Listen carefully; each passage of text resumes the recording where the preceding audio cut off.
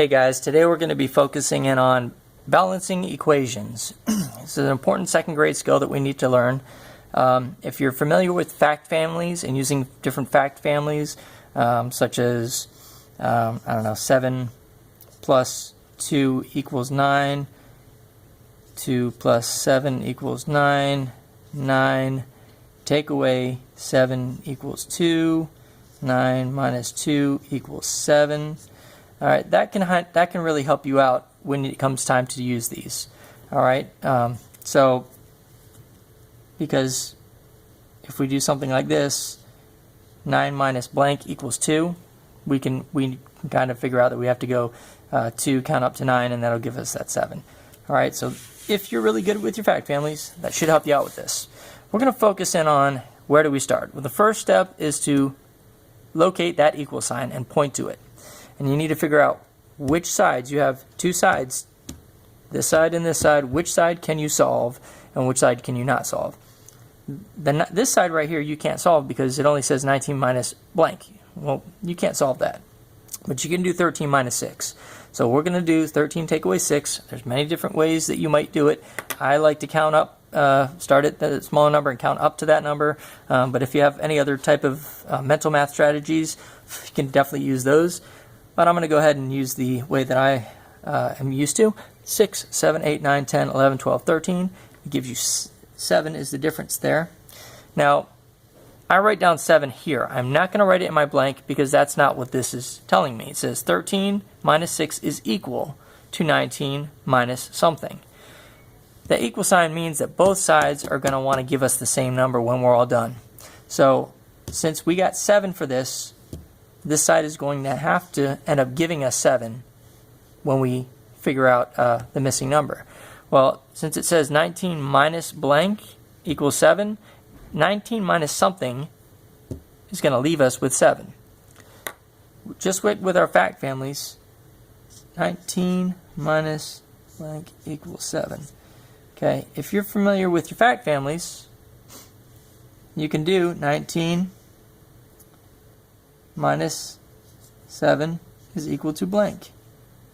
All right? So we're going to solve and we're going to find out what the difference is there. I like to do a couple different ways. There are a couple different ways of doing this. One way you can do is just simple look at it. Say 9 ones minus 7 ones leaves you with 2 ones, right? And the 110 minus no 10s leaves you with 110. So if we did that right, that kind of fact family should work out, right? 12, 13, 14, 15, 16, 17, 18, 19. All right, so we figured out that's 12. And again, you can check your work. All right, let's try another one, and we'll use some different bigger numbers. So now both sides, they're equal the same amount. Let's try a big number here. 54 plus blank is equal to 37 plus 46. All right, so this one, same thing. Locate the equal sign. You have two sides. Which side can you start with and solve? You cannot solve this side because there's a blank. This side, you can definitely do 37 plus 46. And you can do that using any strategies you've learned. I'm going to go with the expanded form decomposing method. So we're going to break apart the 37 as 30 and 7. 46 is a 40 and 6. Okay? And then don't forget what we're doing. Make sure you look at your signs. That's a big mistake people make all the time. Don't forget to keep checking your signs. We're adding. So we're going to do 7 plus 6. Well, 6 and 6 is 12. 7 is one more, so that's 13. 4 and 3 is 7, but it's really tens that we're talking about.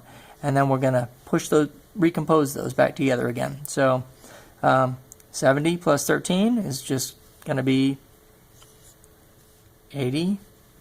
All right, so that answer right there is going to be 83. Just like we did with the smaller numbers, we're writing 83 there.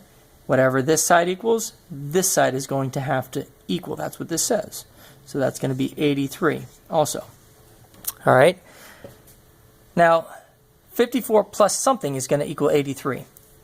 So if we were to do, we're not doing 54 plus 83. We're doing 54 plus something is going to give us 83. That means if we did 83 take away the 54, that should leave us with the other part. So we're going to try that out. We're going to do 83. The only reason why we're subtracting for this part here is because the 83 is going to be the whole amount of this when we add together. Okay?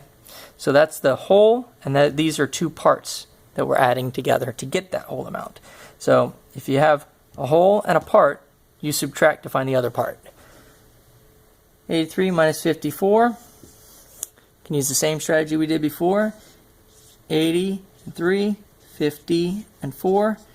Now we're subtracting on this one, so can we do 3 minus 4? No, because that we're going to come over and regroup a 10. Okay, 13 minus 4. 4, 5, 6, 7, 8, 9, 10, 11, 12, 13. That's fast. That's 9. All right, 7 minus 5 is 2, so that's 20. We're going to add those together, put it back, recompose it, so it's 29. So our answer should be 29. I like to check my work, so I would do the 9 plus the 4 ones, and that does give me 13. All right, and there's my 3. I'm going to regroup the 1. 5 and 2 is 7, and that one more is going to be 8. All right, so go ahead and watch this a few times, study it, and hopefully it helps you out. Try a few on your own, mix it up a little bit, try some subtraction ones, and good luck.